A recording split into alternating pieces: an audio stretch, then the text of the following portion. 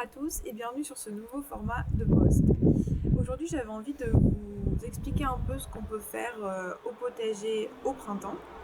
Et du coup je vous ai préparé une petite vidéo avec plusieurs étapes disons.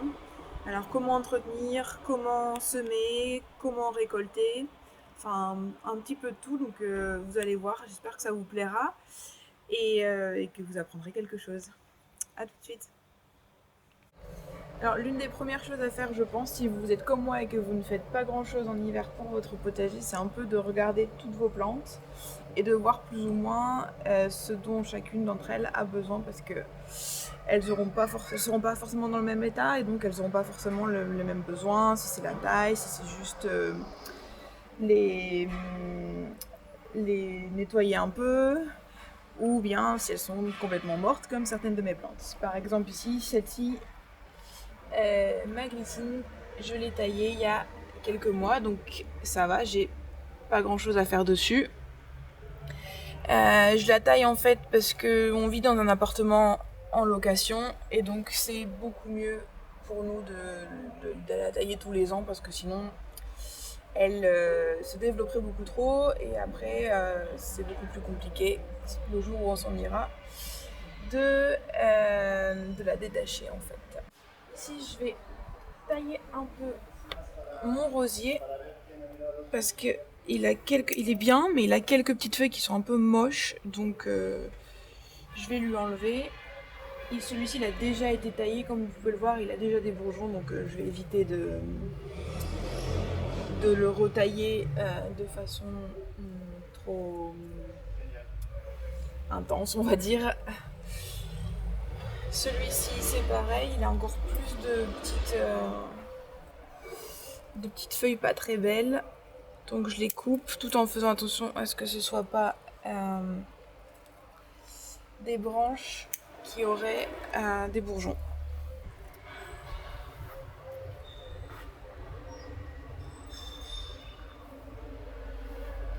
On dirait que c'est plutôt pas mal. Donc vous voyez par exemple celui-là, il m'a l'air bien mort. Il a une sale tête, on va voir. Et voilà, il a pourri.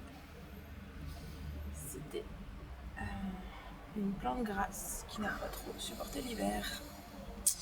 Donc en hiver quand même, si vous avez des plantes grasses, surtout si vous ne vivez pas comme moi dans une région chaude et en ville, qui plus est, il faut quand même bien les protéger. Vous pouvez en apprendre un peu plus sur ça, j'ai un peu détaillé ça sur le blog de Hort Magazine, où j'ai fait une série d'articles en fait sur comment vous occuper de votre potager et de vos plantes en hiver. Donc je vous conseille d'aller lire ces posts pour en savoir un peu plus. Là du coup on est en mars, donc j'ai plus vraiment besoin de les protéger. De toute façon je l'ai pas fait parce que à Barcelone il ne gèle jamais.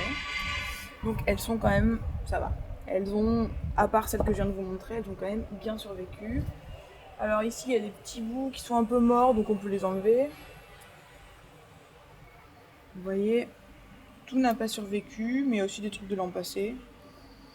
Je ne la nettoie pas forcément tous les ans. Hop, hop, hop. Alors, une chose à savoir aussi, avant de tailler en mode bourrin sans trop regarder, il faut bien être sûr que la branche que vous taillez est bien morte. Et ça, vous le voyez en coupant juste un petit bout. Si c'est vert, ça veut dire que c'est encore vivant, donc on arrête de tailler. Et par contre, là, on voit que c'est marron, vide. Et surtout, je peux le tailler à la main directement, donc c'est bien, c'est mort de chez mort. Alors là, on va s'attaquer à l'une de nos plantes phares, notre beau palmier, pardon. Alors comme vous pouvez le voir, il a un peu souffert de l'hiver et du fait qu'on l'a pas du tout arrosé. C'est une plante qui a besoin de beaucoup d'eau, c'est pour ça qu'elle a en fait comment on appelle ça, un sous-pot, une coupelle, pardon. Voilà, j'ai du mal. C'est pour ça qu'elle a une coupelle en fait pour bien retenir l'eau. C'est l'une des seules plantes à laquelle je le mets parce qu'elle a vraiment besoin de beaucoup d'eau. Sinon, ben voilà ce qui arrive. Elle a des feuilles qui deviennent toutes moches, toutes sèches. Donc on va les couper. Alors là, il faut vraiment un sécateur parce que c'est assez... Même si elles sont à moitié mortes, elles sont quand même assez épaisses. En voilà. Une deuxième. Hop. Alors, je vais aussi couper celles qui sont un peu jaunâtres parce que c'est pas très joli et comme ça va lui donner aussi plus de force pour ressortir d'autres feuilles. Comme vous pouvez le voir là, elle est en train d'en faire une nouvelle et en fait ça c'est un signe de bonne santé en fait. En théorie, un palmier ça doit faire des feuilles tout le temps. Hop, encore une autre ici qui était vraiment la morte de chez morte et on va en couper une cinquième qui a tué Pottery. Voilà. Et elle a fait peau neuve. Alors il y en a qui sont pas super jolies mais on va les laisser pour l'instant et quand elle en fera une ou deux de plus, ben, on coupera aussi. Alors maintenant je vais m'attaquer à une de mes plantes préférées que j'ai malheureusement un peu délaissée cet hiver. C'est une échinacée et comme vous voyez, on pourrait penser qu'elle est un peu morte, mais non, vous voyez elle est en train de faire plein de petites pousses. Donc en théorie il faut les tailler au début du printemps, c'est-à-dire plus ou moins en mars, un tiers en fait des tiges, mais bon vu qu'ici je vais le laisser complètement en plan, en fait j'enlève à la main les tiges qui sont mortes et je vais la laisser refaire sa vie depuis le début. Alors maintenant on va s'attaquer à mes lantana, ce qu'il en reste. Comme les echinacées en fait ce sont des plantes qui sont dites mellifères, en fait elles attirent énormément les abeilles, du coup c'est pour ça que je les ai achetées. Mais alors bon, elles ont pas trop aimé l'hiver, surtout la plus petite, donc on va voir, ça va être la surprise, on va voir si elle a encore envie ou pas. L'autre j'ai pas de doute, alors vous voyez j'ai pas l'impression, c'est pas top. Alors en théorie j'aurais dû faire ça, enfin les tailler avant l'hiver, en octobre, je l'ai pas fait, on n'était pas à la maison, donc je le fais maintenant. Celle-ci, bon, je vais la tailler, en fait ils disent de la tailler aux 3/4, c'est ce que je vais faire en fait. Donc la plus petite c'est ce que je vais faire, on va voir si elle survit pas, d'ailleurs je pense qu'elle a un... Elle m'a l'air plutôt morte, mais enfin bon, on va lui laisser une chance. Ah bah non, regardez, hop, celle-là elle est vivante. Donc celle-là, ça c'est cool. Celle-là, vu qu'elle est à moitié sortie, ça m'étonnerait qu'elle soit vivante, mais enfin... Non, d'ailleurs je vais la virer parce que hop, comme ça il y aura plus de place pour les autres. Celle-ci, elle est vivante aussi, ça c'est cool. Celle-ci aussi, ah bah vous voyez. Donc je les taille bien parce que bon, clairement, celles qui sont encore vivantes, elles sont quand même pas dans un super état. Donc vous voyez là, cette partie-là, elle était morte, et celle-ci non. Donc on retaille bien jusque l'endroit où c'est encore vivant, et celle-ci elle est complètement morte. Donc c'est pareil, je l'enlève mais en faisant attention quand même pour pas que ça affecte les autres. Donc celle-ci c'est fait. Et alors la plus grande, comme vous pouvez le voir, elle est déjà en train de récupérer, donc ça y a pas de souci. Je vais la couper un peu, mais par contre je vais pas du tout couper là où il y a déjà des feuilles.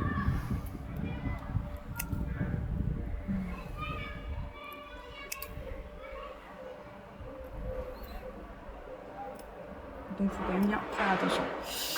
Petit détail, je ne suis évidemment pas une encyclopédie vivante, donc je connais certaines de mes plantes et ce que je dois faire, mais bon la plupart du temps quand même je vérifie sur internet, c'est très pratique, donc c'est quand même assez important de vous rappeler du nom de vos plantes. Par exemple celle-ci je ne m'en souvenais plus, j'ai dû donc chercher sur internet arbuste petites fleurs multicolores. Bon, ça a marché, ça ne marche pas toujours, donc c'est quand même pas mal de garder les étiquettes de vos plantes une fois que vous les avez achetées.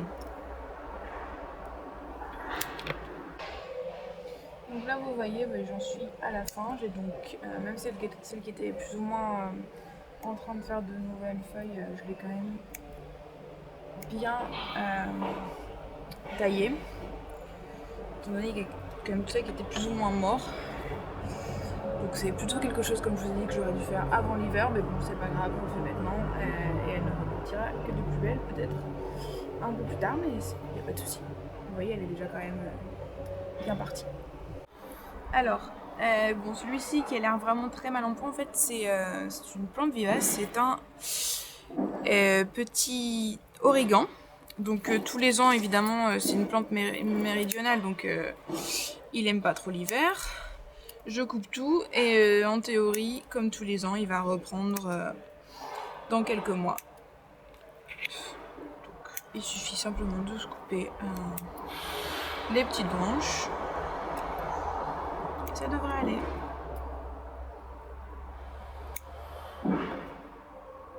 Il a l'air mort comme ça, mais il l'est pas. Donc en fait, il y a des choses à retenir, c'est déjà vous assurer, regarder sur internet, vous renseigner, etc. Ou si vous avez un livre sur les plantes, en fait, de vous assurer quand vous pouvez les tailler, comment vous pouvez les tailler, jusqu'où, parce que parfois vous pouvez faire des erreurs, mais en détaillant trop ou pas assez, etc.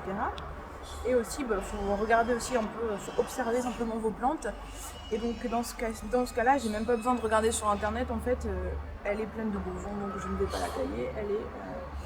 Elle est en parfaite santé. Alors maintenant, on va s'attaquer au Buddleia ou arbre à papillons. Donc vous voyez ici, en fait, il est déjà en train de faire des petites feuilles, pardon.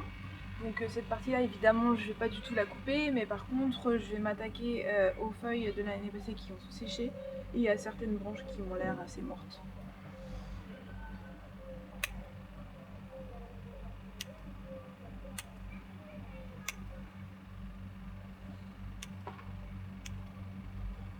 En fait, ce type de plante, par exemple, on recommande de couper les fleurs au fur et à mesure pour qu'elles refleurissent, en fait. Je ne le fais pas en général, mais bon là, je m'y attaque. Alors là, je vais m'attaquer un petit peu à ma bourrache. Donc c'est une plante qui a des vertus médicinales, mais qui aussi peut être consommée c'est un peu comme une aromate en fait. Et comme vous pouvez le voir, en fait, elle a été attaquée par je sais pas trop quoi. Du coup, je vais lui couper les feuilles qui sont pas trop bien en point. Alors, à noter qu'en théorie, si vous coupez des branches ou des feuilles d'une plante qui est malade, c'est quand même mieux après de désinfecter vos ciseaux ou votre sécateur pour éviter de contaminer les autres plantes. Donc vous voyez, il faut quand même que j'en enlève pas mal et je sais pas du tout ce qui lui est arrivé, donc il faudra quand même que je regarde ça. Et pour ce genre de choses, pour les petites maladies que vous ignorez, etc., Internet c'est quand même bien pratique. Il suffit un peu d'observer votre plante, ce qui lui arrive, la couleur des feuilles, s'il y a des petites bêtes, ou comme ici il y a des petits points blancs. Donc en fait, faut essayer de regarder sur internet quelle est la maladie qui pourrait correspondre en fait à ces symptômes. Et si en théorie je laisse la plupart des feuilles que je coupe, etc., dans le pot pour que ça garde l'humidité, un peu comme si on paillait ou si on mettait des copeaux de bois. Quand vos fleurs sont malades, évidemment il vaut mieux éviter de les laisser dans le pot, il vaut mieux les enlever tout de suite pour que ça ne contamine pas la terre et recontamine encore une fois votre pauvre petite plante. Alors en même temps que la taille, ce que je fais souvent, c'est que les petites plantes qui n'ont pas besoin de tailler mais qui ont quand même besoin qu'on leur coupe les feuilles ou les fleurs fanées, je m'en occupe. Donc c'est la première étape en ce qui me concerne post-hiver au potager. Donc là vous voyez, ce sont des fraises qui sont plutôt en très bonne santé. D'ailleurs, pour la petite anecdote, en théorie ce sont des fraises comme ça, des fraises de jardin on va dire. Mais on a découvert qu'il y a une nouvelle plante qui est arrivée et qui a l'air d'être une fraise des bois, donc on sait pas trop d'où elle vient. C'est un peu bizarre, mais vous voyez, on vient d'en goûter, et elles ont le goût des fraises des bois et la tête des fraises des bois, et elles sont super formes. Mais alors je ne sais pas du tout comment ça est arrivé là. Et ça peut être amené par un oiseau ou quoi que ce soit, mais c'est quand même assez étrange que ça tombe juste dans le bac de mes autres fraises. Donc je ne comprends pas trop. C'est un peu étrange. Et vous voyez parfois, trucs comme ça, on peut carrément en faisant toujours très attention, en fait on peut comme elles sont pas pourries, mais disons que elles sont faciles en fait d'arracher directement à la main au lieu de les couper. C'est parfois ce que je fais. Bien faire attention, par exemple celle-là elle n'est pas morte, et bon, ça leur fait quand même un petit peu de bien, un petit peu de nettoyage pour respirer. Alors là je vais m'attaquer à mes menthes. Donc, comme vous voyez, elles n'ont pas non plus trop bien aimé l'hiver. Celle-ci elle avait tenu pas trop mal jusqu'à il n'y a pas si longtemps que ça, mais en fait comme je l'ai un peu laissé tomber, vous voyez là, elle a séché. Du coup je coupe tout, à part bien sûr les bouts qui sont déjà en train de refaire des petites feuilles.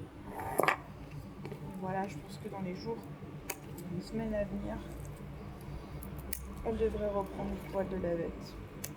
Bon, après, comme vous voyez, j'avais déjà quand même pas mal coupé en hiver, donc j'ai pas grand chose à faire ici. Et là, il y a déjà, surtout sur celle-ci, il y a déjà pas mal de nouvelles feuilles qui arrivent.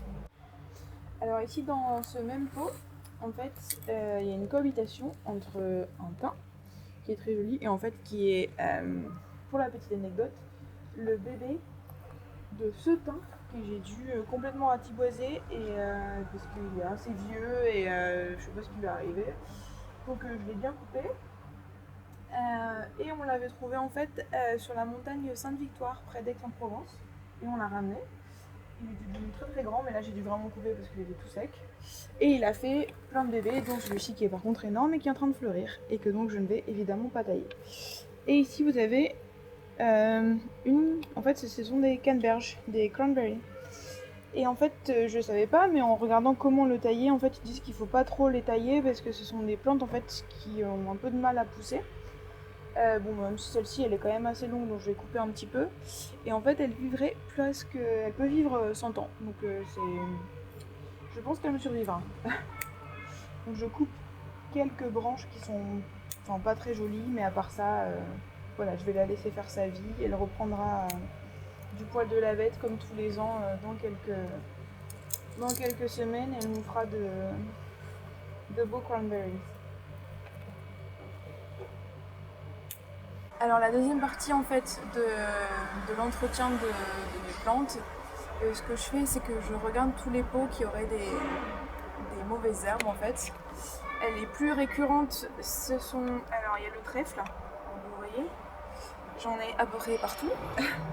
Et aussi cette petite plante qui est un peu mignonne comme ça, mais qui en fait est super invasive et qui est très très compliquée à enlever, en fait, s'en débarrasser. Donc dans les deux cas, ce qu'il faut faire dans tous les cas, il faut toujours surtout enlever avec la racine. Il ne faut surtout pas juste couper la plante et laisser la racine dedans, parce que sinon ça va revenir et ça va même se multiplier. Petite anecdote aussi, bon vous voyez j'ai un espèce de vieux piment un peu dégueu. Bien sûr ça en fait c'est un reste de cet été, et il faudrait que, comme c'est une plante qui n'est pas vivace, il faut que je l'enlève en fait. Et donc vous voyez là je vais avoir un peu du mal parce que mon trèfle est déjà en fleurs en plus, et alors il a en fait vous voyez, donc j'ai enlevé la racine. Là ça se voit pas, mais en fait une fois qu'il a fleuri, il fait des espèces de petites boules, et en fait qui contiennent les graines. Et donc si sans le vouloir, ce qui arrive souvent, vous cassez cette espèce de coquille, en fait, il y a plein de graines qui vont s'envoler partout et qui vont encore vous envahir d'autres pots ou le même pot. C'est un peu galère. Vous voyez, j'enlève tout bien. Alors vous voyez les racines, alors pour une aussi petite plante, franchement, merci quoi. Et donc ça se passe de pot en pot, c'est un peu l'horreur. Alors là je sais pas trop ce que c'est. Par contre si vous savez pas ce que c'est pas non plus la peine d'aller trop vite et d'arracher vos plantes sans réfléchir. Vous pouvez attendre quelques semaines pour voir si c'est une mauvaise herbe ou non. Par contre, le trèfle, je sais exactement ce que c'est, donc j'ai pas à prendre attendre. D'ailleurs, j'ai sans doute trop attendu, vu la taille de ses racines. Donc là, bon, on dirait que voilà, c'est plus ou moins bien, et du coup, ça, hop, je l'enlève comme ça, vous voyez, donc il est encore vivant, mais évidemment, il fera plus rien. Ce sont des plantes annuelles, donc voilà, hop, on lui dit adieu. Même à ce vieux de piment tout racorni. Alors, je voulais juste donner une petite précision. Vous voyez que tout ce que je coupe, je le mets au début par terre et après je mets tout ça dans des sacs poubelles et évidemment je m'en débarrasse. La petite précision, c'est que souvent en fait je sais pas si vous avez des poubelles à compost de toute façon dans votre ville, moi c'est le cas, mais par contre c'est pas toujours possible en fait de jeter des déchets du jardin, des branches, etc. Dans toutes les poubelles à compost, donc ça faut faire très attention. Par exemple, si à Barcelone c'est clairement marqué qu'en fait on n'a pas le droit de mettre du bois, des résidus de bois, donc ça je le fais pas, il faut en fait les emmener à la déchetterie. Après quand c'est des petites feuilles ou c'est juste un petit potager que vous avez comme ça sur votre jardin, bien évidemment vous pouvez le jeter dans le compost, il n'y a pas de souci. Ou sinon, ce que vous pouvez aussi faire, c'est si vous avez un petit jardin partagé ou des choses comme ça, vous pouvez vous renseigner si c'est possible d'apporter votre compost là-bas. Alors maintenant que j'ai taillé mes plantes, que j'ai un peu désherbé tout ce qu'il y avait à désherber, la prochaine étape c'est de rempoter certaines de mes plantes qui ont soit besoin d'un plus grand pot, soit besoin de changer de pot parce qu'il est plus très en forme. Comme c'est le cas par exemple de mes plantes aromatiques. Alors j'en ai 3 qui sont toutes ensemble, un thym, une sauge et comment on appelle ça, un romarin. Alors je vais vous montrer en fait le pot, je l'adore, c'est vraiment dommage mais en fait on l'a pas bien protégé, il est en bois et en fer et du coup il a vraiment souffert et en fait il retient plus du tout l'eau, du coup les plantes ça leur va pas du tout et il faut qu'on rempote tout ça. Alors donc voilà l'état de mon pot, comme vous pouvez le voir, il était très joli, mais maintenant il est parti. En fait c'était une vieille bassine et ça me fait vraiment de la peine, donc j'essaierai d'en trouver une et de la protéger un peu mieux, de lui mettre sûrement du vernis ou quelque chose comme ça pour qu'elle soit plus protégée et aussi des petits trous comme ça, ça aidera à ce qu'elle prenne pas autant d'humidité. Mais enfin bon, pour l'instant, clairement, c'est plus possible de le garder comme ça, donc on va rempoter le beau romarin qui est très en forme, la sauge qui est un peu moins en forme et le thym qui est carrément pas en forme. Donc voilà, on va changer tout ça de pot. On va les mettre dans notre pot. Donc ce qui est pas mal aussi en fait de faire, quand vous faites le tour de vos plantes, c'est aussi de faire le tour des pots qui sont peut-être restés vides, etc. De tous les rassembler pour voir après si vous achetez d'autres plantes ou si vous allez faire des semis pour voir un peu où est-ce que vous allez le mettre et avoir un peu comme une espèce de plan de votre jardin ou bien de votre terrasse. Moi je trouve ça assez pratique parce que toutes les plantes n'ont pas les mêmes besoins, donc selon la taille du pot, la forme, etc. ou même le matériel en fait, il faut mettre plutôt une plante qu'une autre, donc je regarde ça quand même.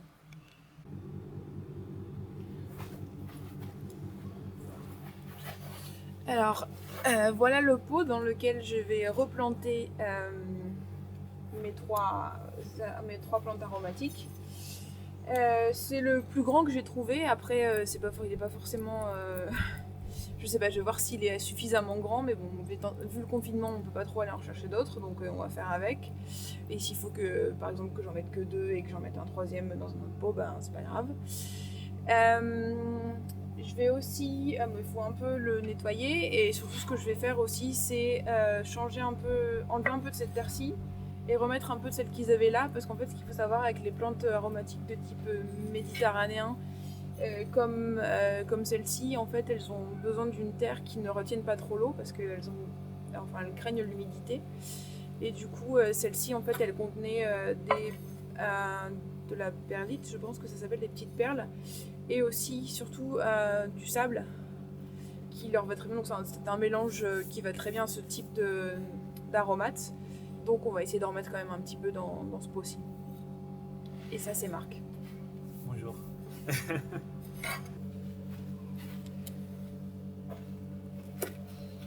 Du coup, on va en fait enlever une partie de la terre qui était dans le pot où on va rempoter nos plantes pour faire ce que je viens de dire. Donc là, vous voyez, on a enlevé une bonne partie de la terre et on va pouvoir remettre les plantes avec une partie de la terre qui leur va bien. Así, ¿no? Faut faire très attention, surtout quand on rempote des plantes qui sont assez développées comme les nôtres. En fait, ça fait plusieurs années qu'elles étaient dans ce pot-là. Faut faire attention aux racines, il faut bien faire un grand cercle autour pour éviter de leur casser leurs racines.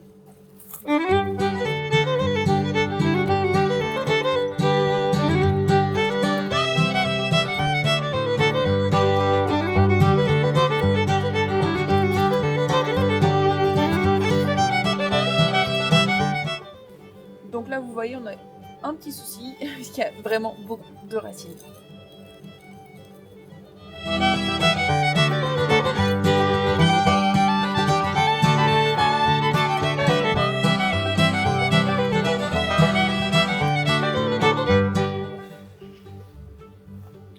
Du coup, là, on va bouger le pain. Vous voyez, avec une bonne partie de sa terre. Alors, elle n'était pas super en forme, mais bon, on lui laisse quand même toutes ses racines et on verra bien ce qui se passe.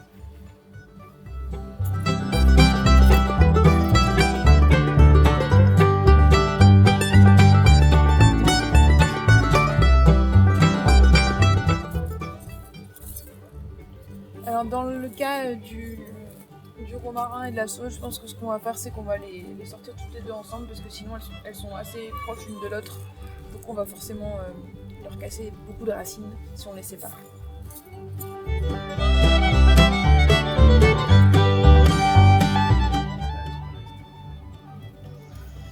Bah là c'est vraiment dommage, mais pour sortir sans leur faire trop de dommages à ces deux plantes, en fait ce qu'il faut qu'on fasse c'est, comme vous voyez, casser un peu ce qui reste de ma vieille bassine.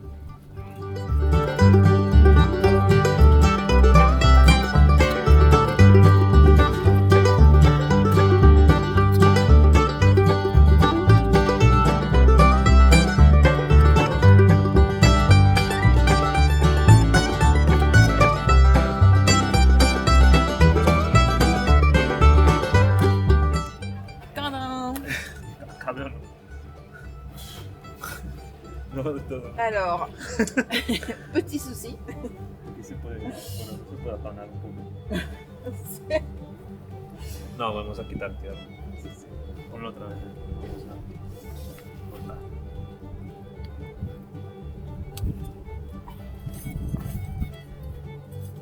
Donc là, on enlève un peu de terre sur les côtés parce que, comme vous voyez, ça rentre pas trop dans le pot.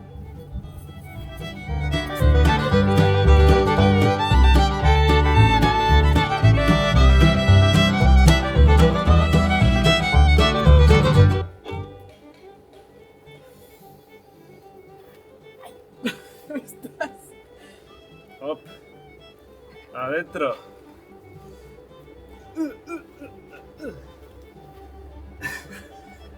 No sé si entra.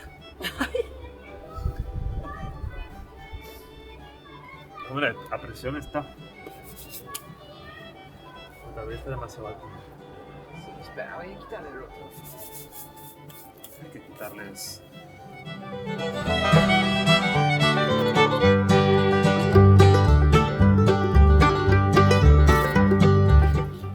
Bon, au final, tout le monde est rentré avec un petit peu d'aide. Donc on va finir de remettre du terreau pour que, surtout faut vous assurer que les racines ne soient pas visibles et qu'en fait c'est ce qu'on a fait. Du coup on a enlevé encore un peu de terre, on les a bien enfoncées en fait pour surtout pas que leurs racines soient visibles et qu'elles soient un peu trop perchées.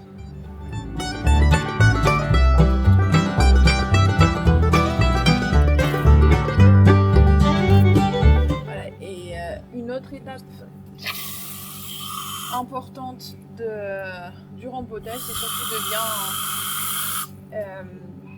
de bien arroser en fait votre plante une fois que vous l'avez rempotée pour que tout se mette bien en place, et surtout parce elle a subi un petit traumatisme, donc il faut lui laisser le temps de se réadapter. Et surtout, voilà, elle aura besoin d'eau.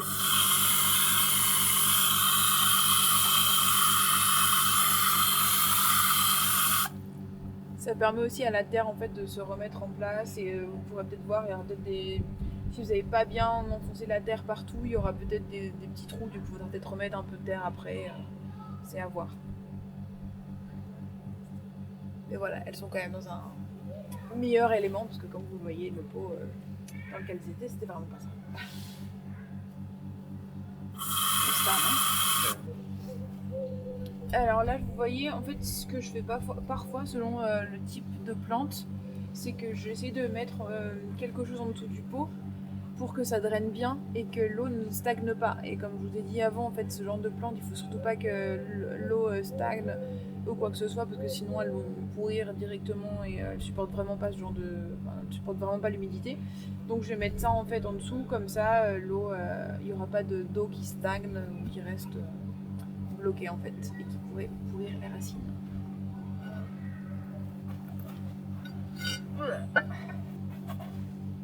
Alors nous voici pour la seconde partie de cette vidéo sur ce que vous pouvez faire au potager ou au jardin en général au printemps.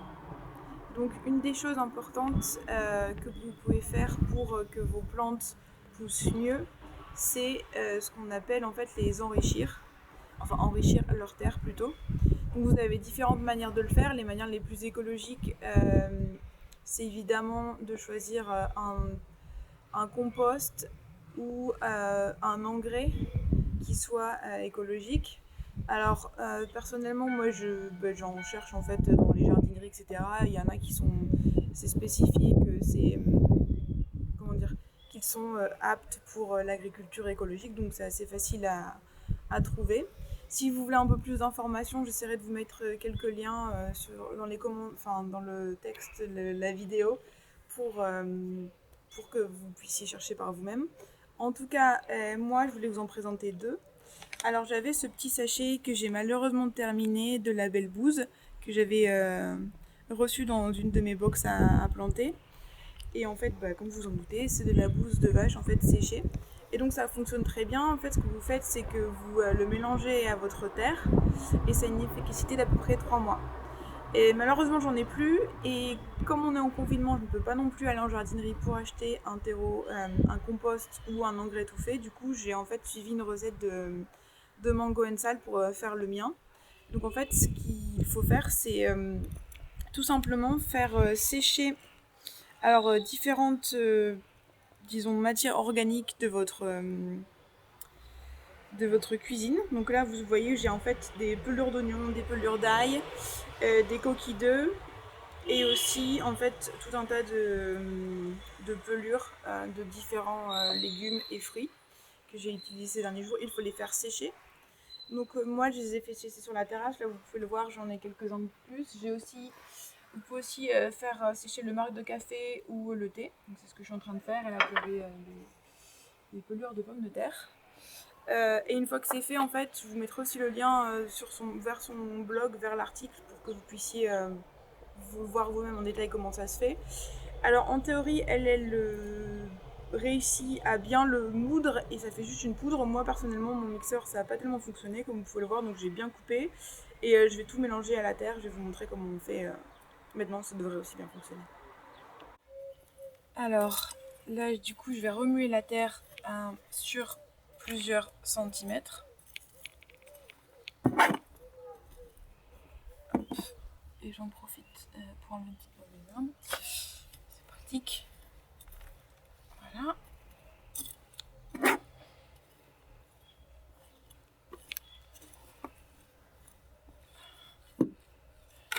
Du coup, je vais bien mélanger ce que j'avais ici.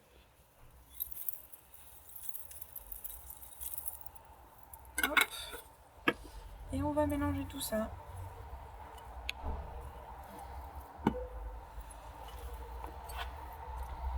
Alors c'est sûr, ce serait beaucoup plus simple en poudre, hein, on est d'accord, mais bon. Mon mixeur n'a pas voulu y mettre du sien, donc je fais avec les moyens du bord. Et si vous n'avez pas de mixeur ou si vous n'avez pas envie de vous embêter avec tout ça, ce que vous pouvez faire aussi, c'est simplement Ce qui marche très bien, c'est les peaux de banane et aussi les coquilles d'œufs, mais il faut quand même faire attention, on va pas en mettre trop parce que sinon ça rend la terre un peu trop acide, les coquilles d'œufs. Et du coup, vous pouvez juste les couper, les enfouir dans la terre et ça marchera aussi très bien. Alors nous voici arrivés à l'étape des semis. Donc c'est une des étapes forcément les plus importantes au jardin, c'est ce qui va assurer votre récolte de l'été et peut-être même de l'automne. Donc il faut bien tout organiser. J'avoue que ça prend un petit peu de temps, surtout au début, mais c'est quand même une étape importante en fait de s'organiser au préalable pour savoir plus ou moins la place que vous avez, l'exposition, ce que vous voulez planter. Du coup, je vous mettrai en lien, il y a un petit article de la box à planter qui est pas mal pour faire ça et moi je l'ai suivi cette année. Et donc j'ai fait quelques petites choses. J'ai fait un espèce de plan de mon potager avec plus ou moins les tailles des pots, etc. pour savoir ceux qui étaient vides, ceux que je peux utiliser. Vous voyez, c'est un peu le bordel, mais c'est toujours ça de prix. Et ensuite, j'ai un peu écrit ce que je voulais planter ce mois-ci, par exemple. Donc c'est surtout les plants les plus longs, les semis les plus longs à prendre, comme les tomates ou encore les pois. Et du coup, en fait, je match ces deux choses pour savoir exactement où est-ce que je vais les planter, dans quel pot, avec quoi, etc. Et j'ai encore une dernière chose que j'ai fait ces derniers temps, qui m'a pris pas mal de temps, mais bon, j'ai bien aimé et j'avoue que ça va pas mal m'aider. En fait, j'ai vraiment réuni dans un même carnet toutes en fait, les semis, enfin les graines que j'ai et les plantes pour savoir un peu, vous voyez, du coup, il y a un petit résumé, comment les semer, quand les semer, quel est l'entretien, etc.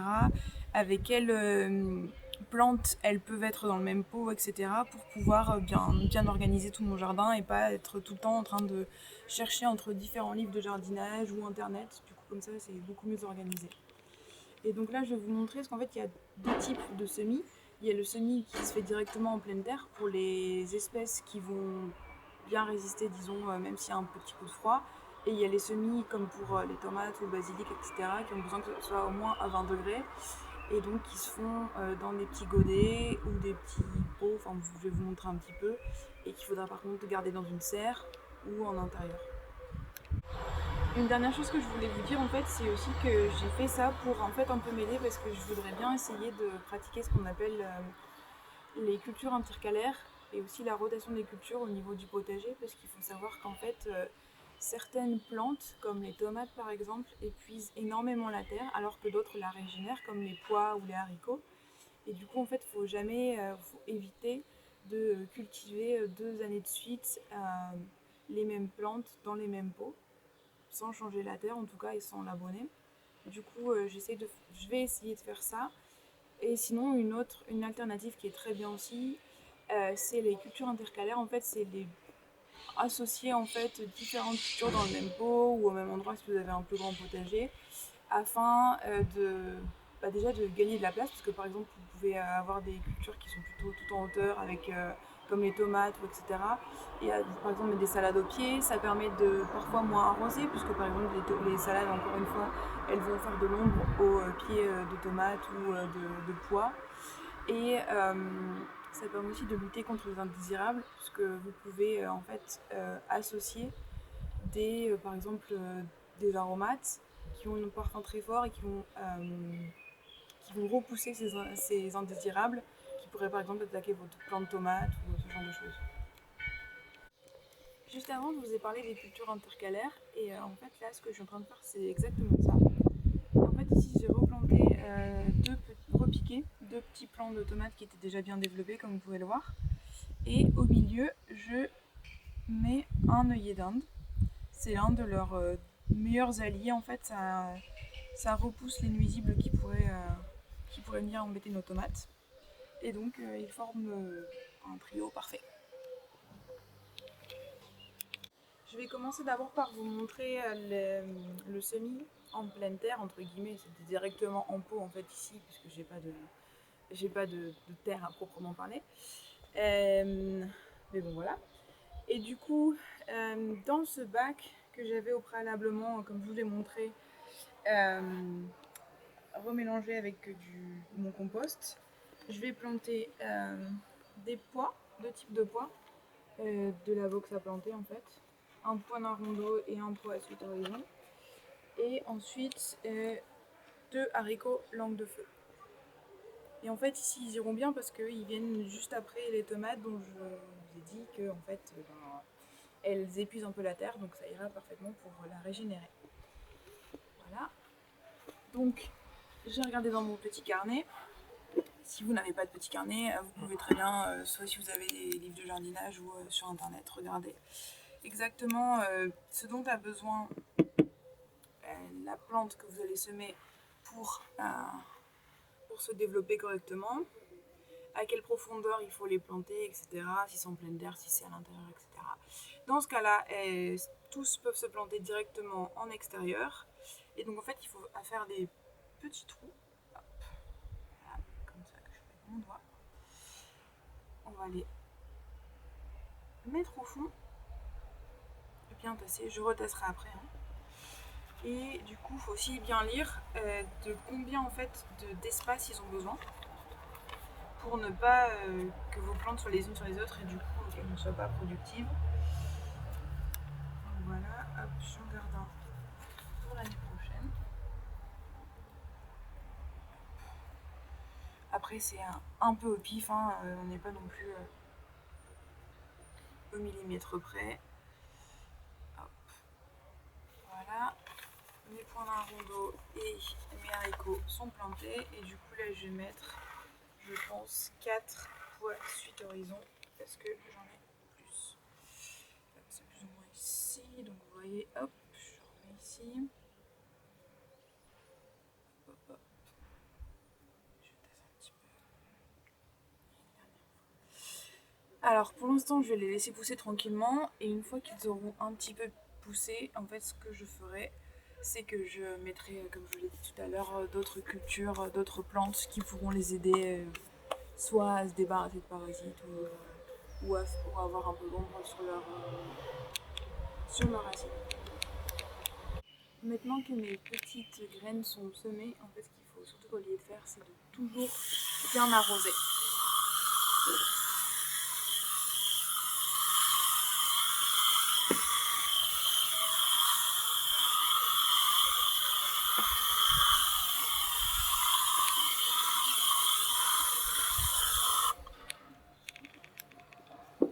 Voilà, et donc j'espère que dans quelques semaines, mes petits semis pointeront le bout de leur nez. Maintenant je vais vous montrer comment semer dans des godets pour toutes les plantes qui ne peuvent pas être semées directement en pleine terre à l'extérieur à cette période. Là je vais vous montrer comment réaliser vos semis en godet. Vous voyez ici par exemple j'ai des mini pots en terre cuite que j'avais eu il y a très très longtemps quand j'avais acheté une série de petits semis. Après vous pouvez parfaitement le faire dans une boîte d'œufs, peut-être un peu moins défoncée que la mienne, mais voilà, en fait vous pouvez tout remplir de terreau. C'est mieux si vous le remplissez de terreau spécial semis, puisque du coup ça a tous les nutriments etc. dont les plantes ont besoin pour se développer. Et vous pouvez aussi utiliser du papier toilette ou des rouleaux de papier toilette, pas le papier toilette lui-même, et ou des rouleaux de sopalin. On fait avec les moyens du bord. Donc j'ai rempli mes petits godets de terreau spécial et là j'ai laissé en fait des petites graines de tomates cerises que je vais planter. Alors, il faut bien lire encore une fois ce dont elles ont besoin et donc dans ce cas là il ne faut pas que je les plante à plus d'1 centimètre de profondeur.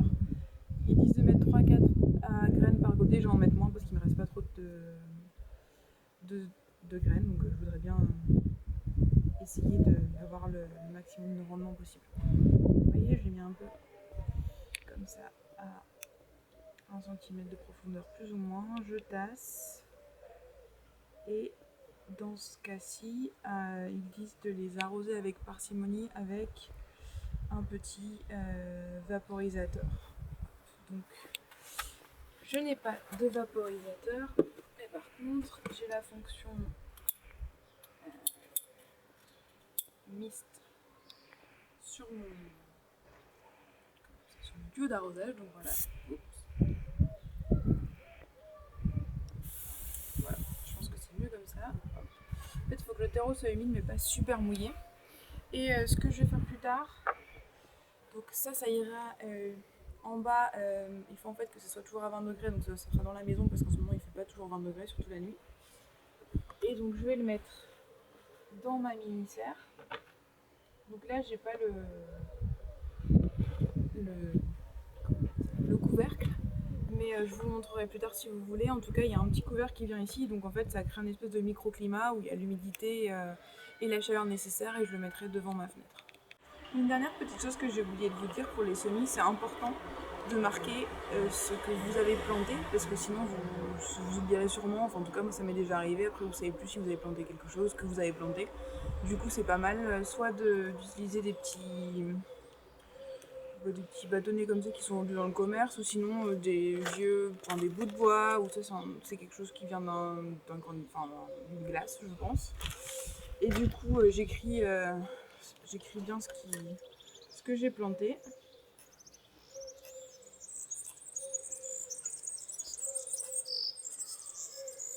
Hop. Voyez.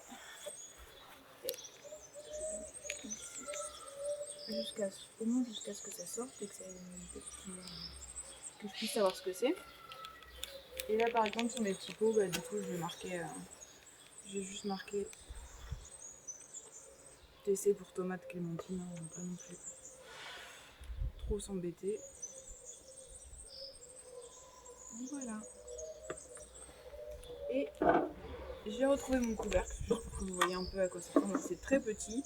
Je l'ai acheté il y a assez longtemps chez Leroy Merlin, mais je pense que vous pouvez encore en trouver comme ça chez eux ou dans n'importe quelle autre jardinerie ou même en fabriquer une vous-même avec les moyens du bord. C'est très très basique, mais ça fonctionne bien. Après le semis, il faut attendre entre 4 et 6 semaines, en fait ça dépend un peu de vos plantes. Et la plupart du temps, ce qu'il faudra, c'est les repiquer. Donc ici, vous voyez, on a des plants de tomates. Alors dans mon cas, je les ai pas plantées. En fait, elles sont nées toutes seules de mes tomates qui sont tombées l'année dernière. Mais peu importe. Pour les tomates, il faut attendre qu'elles mesurent plus ou moins entre 12 et 15 cm et qu'elles aient déjà développé des feuilles pour ensuite les séparer. Parce que vous voyez ici, en fait, il y en a 3 qui sont toutes les unes à côté des autres. Et ici, il y en a même 4. Et bien évidemment, elles ne pourront pas se développer dans ces conditions. Donc ce qu'il faut faire, c'est les séparer délicatement, on va le voir après, et les espacer en fait, éclaircir, c'est ce qu'on appelle ça comme ça. Et pour en fait leur permettre de se développer convenablement. Si vous en avez beaucoup, ou si vous voyez qu'il y a vraiment des plants très chétifs, en fait, il faut garder que les plants qui sont les plus robustes pour qu'ils aient, ce sont ceux qui ont le plus de chances en fait de survivre et de produire des fruits. Alors là, du coup, comme je vous le disais, on va les déplacer. Dans ce cas-là, en fait, j'ai les changé de bac parce que l'année dernière, en fait, elles étaient déjà dans ce bac-ci. Et comme je vous expliquais auparavant, j'essaye de pratiquer ce qu'on appelle la rotation des cultures. Du coup, je sais que ça va pas leur production ne sera pas aussi bonne si je les laisse dans ce terreau-ci où elles ont déjà poussé. Donc, je vais les changer de bac. Alors, il faut bien faire attention, même si elles ont encore que des petites racines, à ne pas les casser. Du coup, je bouge. Voilà, je fais quand même je laisse un gros périmètre autour d'elles pour surtout pas rompre leurs racines. Voilà. Et on va les bouger.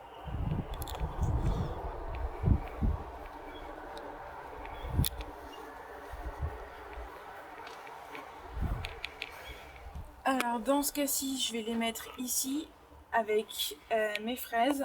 En fait, l'année dernière, ici, il y avait des pois et des haricots. Et ce qui fait qu'en fait, ils laissent la terre en plutôt bon état, contrairement aux tomates qui, elles, utilisent beaucoup de nutriments. Et du coup, c'est pour ça que c'est parfait pour après pouvoir planter des légumes fruits, comme les tomates. Du coup, on va les séparer. Je vais d'abord aller chercher ma petite pelle pour faire des trous quand même. Alors ici, je vais faire attention quand même parce que j'ai l'impression qu'il y a une espèce de petit basilic qui est en train de de pousser, donc je vais le laisser quand même, je vais pas être méchante, je vais le laisser, au contraire ça va très bien pour les tomates. Du coup, je vais plutôt faire un trou par ici. Alors, il faut savoir qu'en fait, la distance que vous devez laisser entre les plants, ça dépend bien sûr de la variété. Là, ce sont des tomates cerises, du coup, je peux laisser quand même... Enfin, je peux les rapprocher plus que si c'était des tomates... enfin, de vraies tomates, entre guillemets. Voilà, donc là, je mets le plant le plus grand, le plus robuste. Et ce que je fais, en fait, c'est... Bon, déjà, il faut y aller super délicatement. Et je l'enfonce quand même beaucoup plus qu'avant. Et donc je laisse juste, en fait, je tasse au niveau des feuilles. Mais je les laisse quand même dehors. Hop, attention, au petit basilic. Et donc on va faire ça. Là je vais en mettre une autre ici pour essayer de laisser quand même une bonne vingtaine de centimètres. Et j'en remettrai deux autres de l'autre côté du bac. Voilà. Alors petit détail dont j'ai oublié de parler, en fait si je les plante aussi profondément, c'est parce qu'en fait les racines sortent du tronc. Du coup elles auront encore plus de surface, disons, pour s'implanter dans la terre. Et enfin, à chaque fois que vous replantez une plante, alors que ce soit une plante que vous y achetez dans le commerce ou dans ce cas-là, comme c'est un repiquage, il faut surtout bien penser à arroser assez abondamment autour de la plante. Éviter quand même les feuilles. Dans ce cas-là, c'est pas possible. Pour que toute la terre se tasse. Et si jamais il y a en fait des petites bulles d'air ou des choses comme ça, et ben tout va se tasser. Et vous pouvez aussi remettre un peu de terreau si vous voyez qu'il y a des trous en fait. Pour que la plante soit bien entourée de terre. Nous voici arrivés à la dernière étape des choses que vous pouvez faire au jardin au printemps. Et c'est d'ailleurs l'une des plus gratifiantes puisqu'il s'agit de la récolte.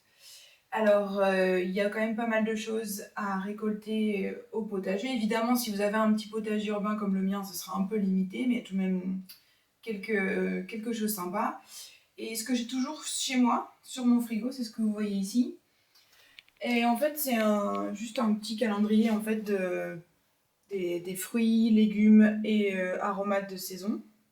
Alors, ça me sert aussi pour savoir ce que j'achète ou non sur le marché, mais c'est aussi très bien, ça vous donne une idée de ce que vous pouvez obtenir chez vous. Et donc, je vais vous le montrer quand on sera sur la terrasse, mais par exemple, moi, je peux déjà récolter de la ciboulette ou du romarin. J'ai aussi des carottes à récolter, par exemple. Maintenant, je vais vous emmener en haut sur la terrasse pour vous montrer un peu tout ce que je peux récolter, même si c'est pas grand-chose. Alors nous voici sur la terrasse et du coup je vais vous montrer un peu les quelques plantes que je peux déjà récolter. Déjà il y a la ciboulette qui a bien repris.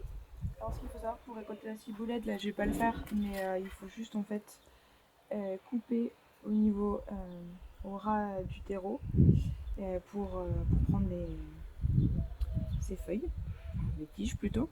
Voilà, vous voyez elle est déjà assez jolie, mais je pense qu'elle va bien encore plus reprendre au fur et à mesure du printemps et de l'été.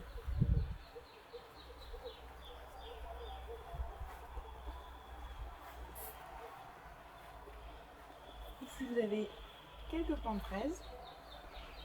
Alors il y a celles-ci qui ont poussé un peu, on ne sait pas trop d'où elles viennent en fait. Ce sont des fraises des bois, donc vous voyez il y en a plein. Là, je peux déjà en récolter quelques-unes. Par exemple celle-là elle est parfaitement mûre. Hop. Délicieuse. Et ici c'est des fraises normales, du coup là comme vous pouvez le voir il y en a quand même quelques-unes qui avec l'humidité et le froid de ces derniers jours qui ont un peu plus de mal. Mais là ça commence quand même à devenir bien et du coup en fait j'ai un peu séparé le bac du mur qui leur faisait trop d'ombre pour qu'elles puissent mûrir correctement au soleil. Deux, trois petites choses. Donc vous pouvez voir ici, en fait, je vous en ai déjà parlé pour ce qui est des semis, mais en fait j'essaie de pratiquer ce qu'on appelle les cultures intercalaires. Et du coup c'est pour ça qu'il y a plusieurs types de plantes dans le bac, dont mes petits plants de tomates, qui j'espère vont bien reprendre. Et dernière chose, j'ai quelques... Alors vous voyez, quelques fraises qui sont pas terribles et en fait c'est parce qu'elles ont sûrement été mangées par des oiseaux, du coup il faudra les protéger. Donc les fraises c'est l'un de mes plants qui est toujours le plus attaqué par les oiseaux, donc en fait ce que je vais faire c'est mettre des petits tuteurs et mettre un léger filet au-dessus pour éviter qu'ils viennent les manger. Je peux aussi récolter quelques salades, alors elles sont pas toutes super, mais par exemple celle-là elle est très jolie, donc celle-là je peux déjà la récolter. Il faut savoir que les laitues peuvent se récolter plus ou moins toute l'année, donc ça c'est quand même assez sympa. Et enfin j'ai mes carottes, dont celle-ci qui est en train de faire une fleur en fait. Et voilà, donc il m'en reste 3 que je vais pouvoir récolter. C'est la période en ce moment. Voilà, c'est fini. J'espère que cette vidéo vous aura plu. En tout cas, si c'est le cas, vous pouvez liker et aussi vous abonner à la chaîne. Et j'espère vous retrouver très vite avec d'autres vidéos, que ce soit sur le jardinage ou d'autres sujets.